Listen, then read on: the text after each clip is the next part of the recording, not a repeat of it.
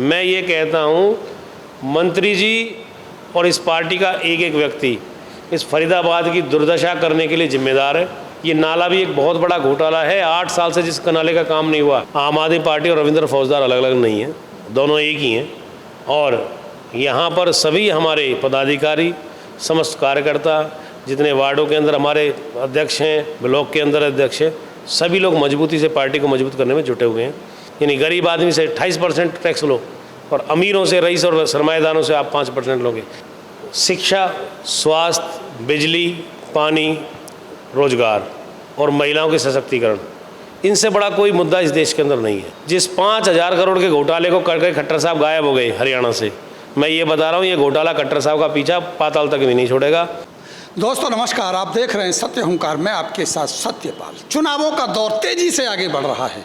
कांग्रेस की बात करें तो बताया ये जाता है कि मात्र 1 महीने में 12,000 लोगों ने आवेदन कर दिया। 20-20 हज़ार रुपये आवेदन फीस ले ली गई, 24 करोड़ रुपए जुटा लिए गए और उसके बाद भी डेट बढ़ा दी गई। बात भाजपा की करें तो वहाँ भी प्रत्याशियों की लाइन लगी हुई है।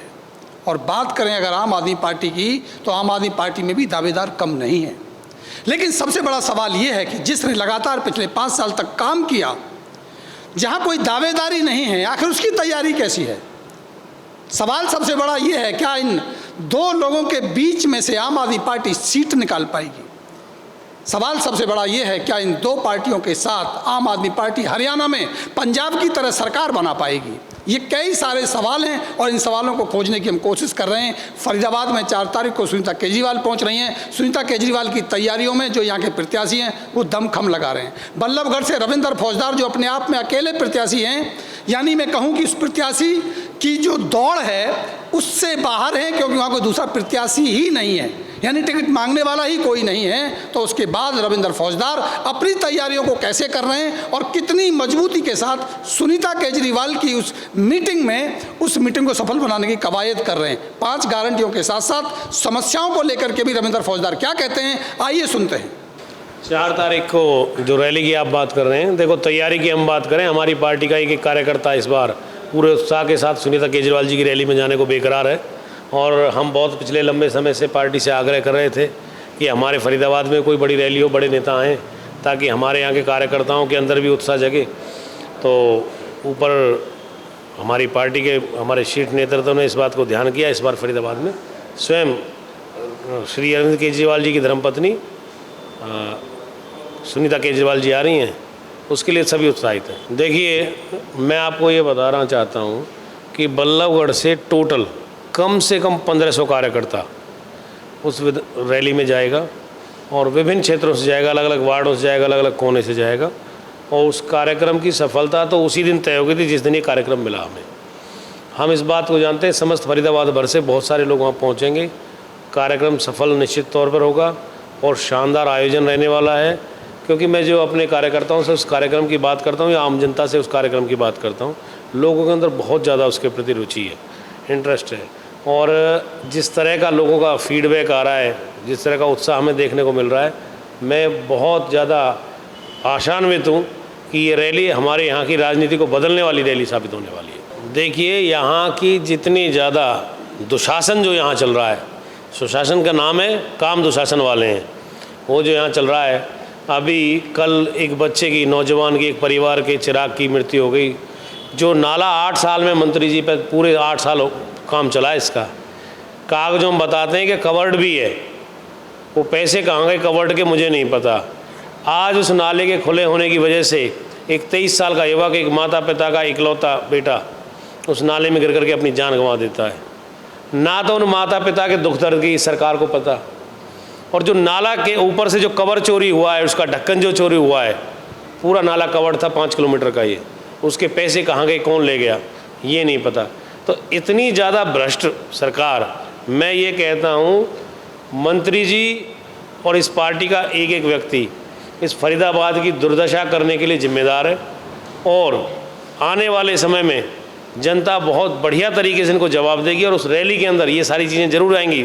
हर व्यक्ति के संज्ञान में फरीदाबाद के में ये है जिस तरह का काम हमारे फरीदाबाद के अंदर किया जा रहा है।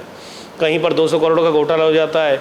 ये नाला भी एक बहुत बड़ा घोटाला है। 8 साल से जिस नाले का काम नहीं हुआ, जो नाला पहले चौड़ाई में 10 फीट होता था, आज उसको 6 फीट या 5 फीट कर दिया गया। जिसको सड़क से नीचा होना चाहिए नाले को सड़क से 2 फुट ऊंचा बना दिया गया। इस तरह का जो काम किया गया है, कौन सी प्लानिंग है, कौन सी योजना है? ऐसा नाला जो 8 साल में पूरा नहीं हो रहा। तो इन सब चीज़ों का भुगतान ये आने वाले समय में भाजपा करने वाली है। ये मंत्री करेंगे, ये सरकार करेगी। देखिए, मैं ये जानता हूँ कि बल्लभगढ़ में आम आदमी पार्टी और रविंद्र फौजदार अलग अलग नहीं हैं, दोनों एक ही हैं। और यहाँ पर सभी हमारे पदाधिकारी, समस्त कार्यकर्ता, जितने वार्डों के अंदर हमारे अध्यक्ष हैं, ब्लॉक के अंदर अध्यक्ष हैं, सभी लोग मजबूती से पार्टी को मजबूत करने में जुटे हुए हैं। और संगठन के स्तर पर तौर पर बल्लभगढ़ बहुत ज़्यादा मजबूत है। आज की डेट में हर कोने में हमारा कार्यकर्ता है।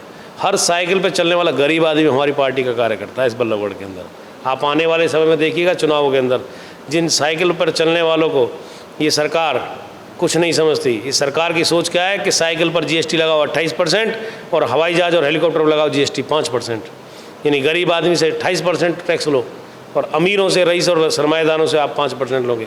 ये साइकिल वाले, ये मोटरसाइकिल वाले, ये स्कूटर वाले इस बार सरकार को जवाब देने वाले। देखिए, वही 5 गारंटी केजरीवाल जी की लेकर के सुनीता जी आ रही हैं और उन्हीं गारंटियों का, और वही एक सबसे बड़ा मुद्दा है। देखिए, शिक्षा, स्वास्थ्य, बिजली, पानी, रोजगार और महिलाओं के सशक्तिकरण, इनसे बड़ा कोई मुद्दा इस देश के अंदर नहीं है।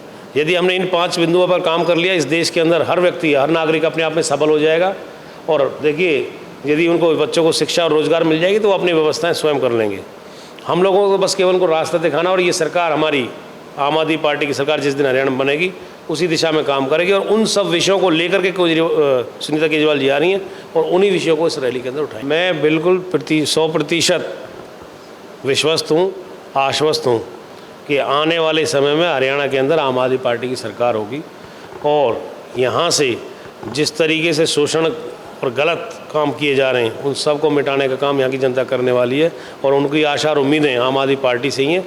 और वो इस बात को भलीभांति जानते हैं, जिस तरह के बिजली के बिलों के नाम पर उनको लूटा जा रहा है, जिस तरह इसको एजुकेशन के नाम पर उनको लूटा जा रहा है, जिस तरीके से हॉस्पिटलिटी के नाम पर उनको लूटा जा रहा है।